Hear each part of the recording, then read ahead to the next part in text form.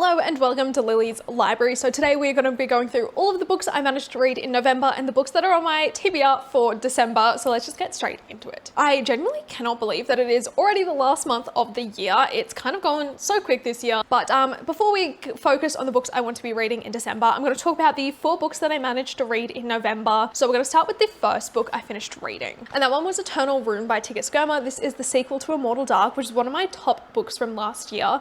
I had a really good time with this sequel. I think it's not as good as Immortal Dark, just because this is kind of like the middle book in a series, so it is obviously setting up a lot more. So a lot of this was kind of filling in those gaps and getting us ready for the next installment of this series, which I did really enjoy. The ending of this made me really mad and was very unexpected, and I'm very annoyed at what Tigger did because that was just so uncalled for, and like the way that everything progressed and was going, and then to just have that happen, I'm just so upset about it. I really hope it gets fixed, but I did still really enjoy this. I think this is like a very solid like 3.75, 3.5 book. Like it couldn't be higher than that in my opinion, just because I did struggle with some of it, just with the pacing of it and the way everything was happening. It didn't really work out that well for me, but I still really had a good time with this book. Now, I obviously can't really go into details about what this book is about because it is the second one and it picks up right where Immortal Dark leaves off. But these are dark academia books. They've got vampires. The entire cast is black, which is amazing. The characters in this are all so morally grey and just like straight up not good people most of the time, but it's so interesting exploring that and the way that this school that it's set in kind of tries to make these students worse and more and like a lot worse people, I guess, but it's really interesting and I think a lot of people would really enjoy it. I'm very excited to see where book 3 goes. I don't know when it's going to be coming out, but I will continue reading this series. Next, I finished listening to the audiobook of She Who Became the Sun by Shelley Parker Chan. I think I liked this even more the second time around because this was a reread. But if you haven't heard of this book, this is a historical fantasy, very heavy on the historical bit, but this is set during the Mongol rule and it's kind of following one of the emperors of China. I believe it's meant to be the first female emperor. I don't 100% remember, but in this we follow a young girl who's living in this village where they're really starving and her family are just really not going well. Her brother has also been told all his life that he will amount to something great, whereas she will amount to nothing.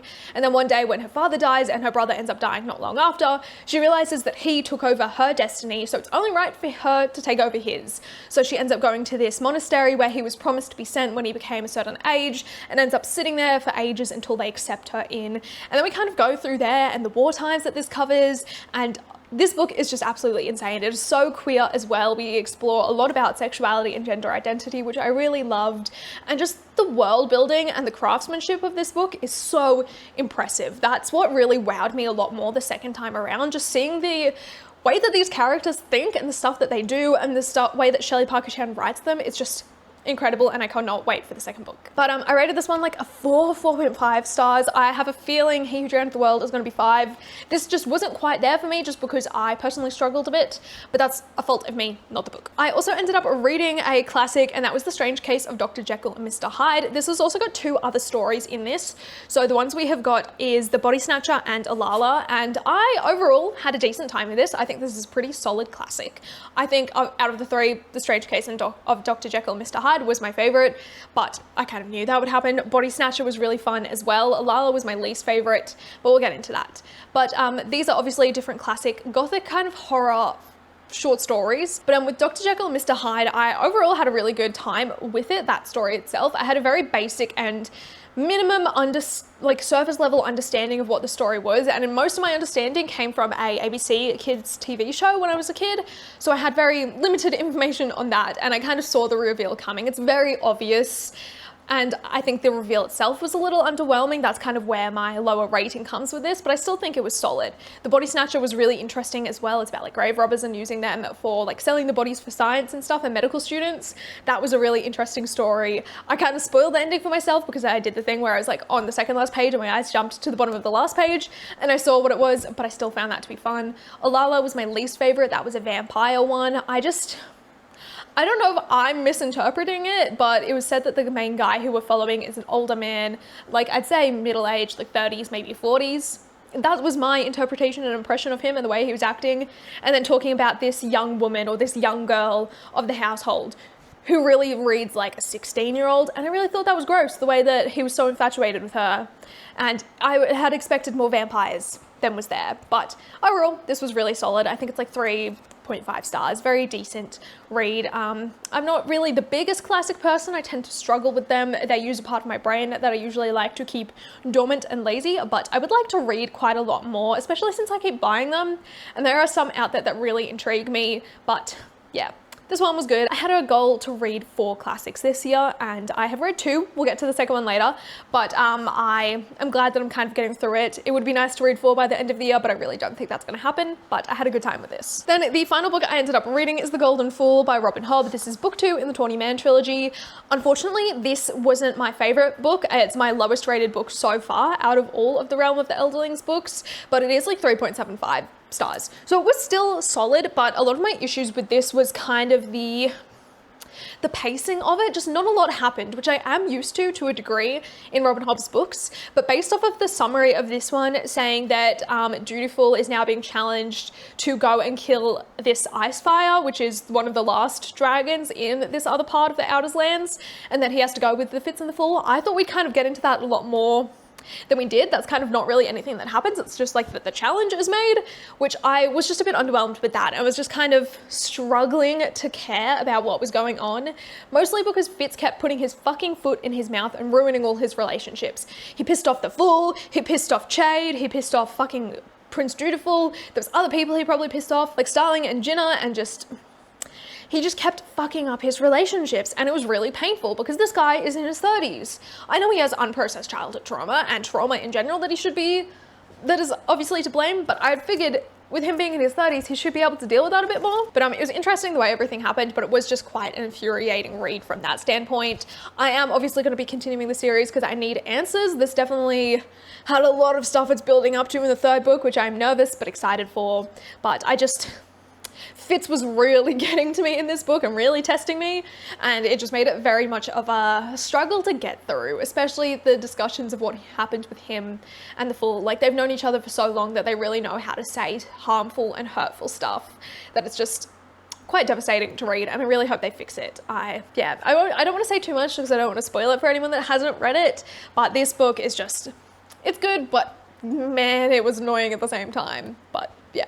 Now, even though I only read 4 books in November, I have quite the ambitious TBR for December. You can see the length of some of these as well. I am actually really nervous about it every time I look at the stack, but I'm feeling hopeful about most of these besides one.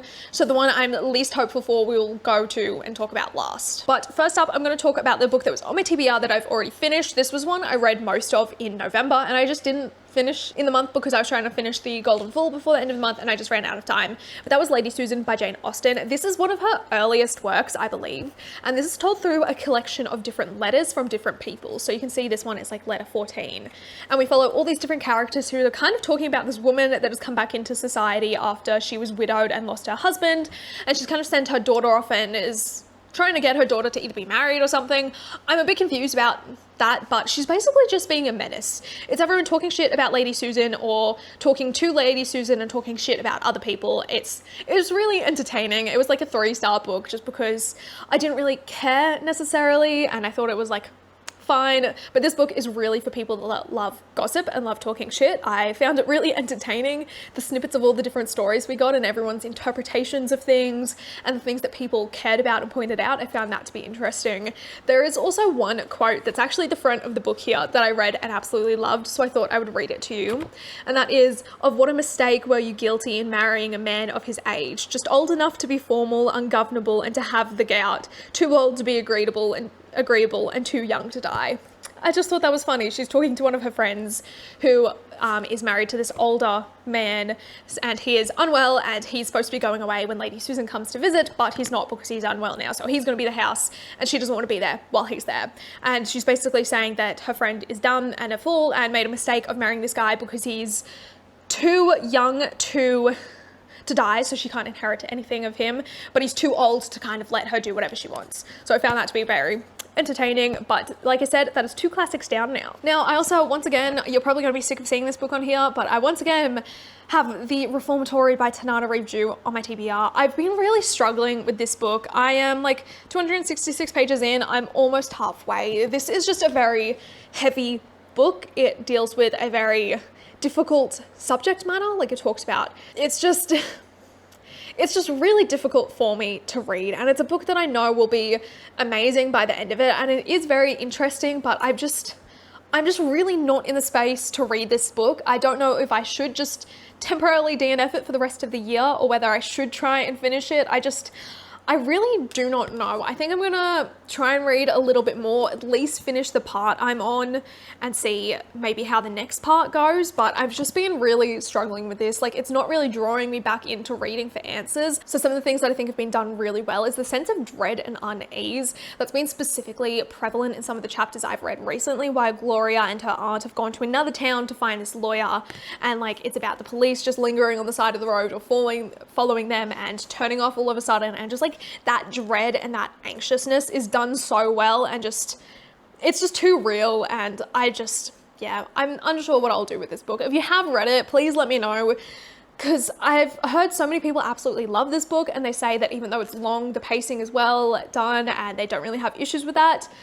So I think it's just a me thing, but I don't know. I do really want to read this, but I'm just unsure whether I DNF it and come back to it in a few months. Then another book I'm already reading, this one I've only just started this month though, and that is Mate by Ali Hazelwood. This is the sequel to Bride, and I'm having mixed feelings about this, to be honest. I am almost done it, like I'm almost 3/4 of the way through, and I am enjoying it per se, or like it's an easy book to read. I find Ali Hazelwood's books really easy and quick to get through. They're just such an enjoyable, for the most part, book for me to go through. I just kind of like can get through it really quickly. I don't know what it is about her writing, but it's just so easy to fly through. But my issues with this book are the two main characters, specifically the male love interest. He's made quite a few misogynistic comments early in the book, and there'll be the odd little thing that comes through that I'm not really a fan of, and it's never addressed. And that's kind of irking me. He also has a man bun. I think it's gone. She was cutting his hair and cutting his beard, but there was no mention of if the man bun got cut off. But a man bun is just such a red flag in this sense. And then the main character, Serena, she was a character in Bride. She is Missouri's best friend and like sister basically. And they kind of just ruined her character. Like her whole thing is just that she lies now, which I kind of hate. And I just feel like there's so much stuff that is just not being done well in this book, and that is quite just underwhelming and annoying more than anything. Especially the fact that the male love interest keeps calling her killer. It's just done too many times. I'm buddy reading this with a friend, and he said that he calls her killer like 43 or 48 times. I don't remember, but it's around that ballpark. And it's so unnecessary. Like every once and again, I think it's fine, but I just hate the pet name in this. But I am just gonna finish it just because I feel like it is working for my brain to a degree. It's like at least keeping me somewhat engaged and entertained, even if half the time I do hate what's happening. So I kind of am enjoying this, and it's good to have to help with my brain and how it is at the moment. But the last 3 books are ones I haven't started yet. One I'm planning on starting this weekend, and that is Fool's Fate by Robin Hobb. So obviously the 3rd and final book in the 20-man trilogy. My goal is to read this as soon as I can and to get it done as quick as I can so I can dedicate the rest of the month to another book here, which I'm kind of regretting putting on my TBR, but like I said, we'll get to it. But in this one, we are going to be following Dutiful, Fitz and the Fool, and I guess a bunch of other people that have been roped into it, going to the Outer Lands so Dutiful can go and slay Icefire, which is a dragon that is entrapped in ice. So I'm very intrigued to see how it goes. Like, I'm assuming this is Icefire on the cover because Icefire is said to be a black dragon. But we'll see. The name also makes me very anxious, especially with what the Fool said in the Golden Fool. So we'll see how we go, but I'm definitely going to be getting into this soon. This is an 800-page book, so I really do need to get a move on and start this. That's why I'm also thinking of pausing the Reformatory, just because it's just so long as well, and I'm struggling, and I feel like I don't have the brain capacity at this point in the year anymore to deal with long books that I am struggling with. So I think this might just have to be my only long book for the month. Then I'm also going to be reading He Who Drowns the World by Shelley Parker Chan. You saw before that I was talking about She Who Became the Sun. I rewrote this so I can finally get to this, and I do need to read this month, otherwise I fear I will never get onto it. So I think I'm going to download the audiobook and do a tandem read, or mostly listen to audio of it. I don't know how much time I'll have, but I would really like to read this. I did actually start it a while ago and then ended up having to stop because I just really didn't remember much. I got up to like the 100-page mark almost, and I kind of remember bits and pieces. So I'm going to try and get through it soon. But yeah, this is obviously the sequel. It picks up kind of right where the first book left off, and I'm very excited yet nervous to see how this ends because I know quite a few friends were like crying reading this. So I'm not looking forward to that, but I really want to read this book because I know it's going to be so good. Then the final book on my TBR is one I'm kind of regretting. It is one that I started reading in November, but I just didn't really get very far into. I read the first 3 chapters, so I'm only like 30 pages in, and that is The Strength of the Few by James Islington.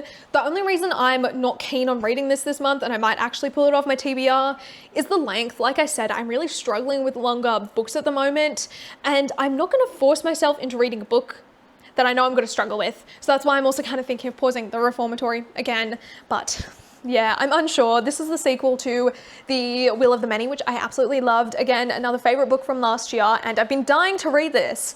But I think the fact that it's got 3 POVs is what's going to ruin it for me, because the first book was just 1 POV, and I kind of don't like the way this has been done already. Like, that could change.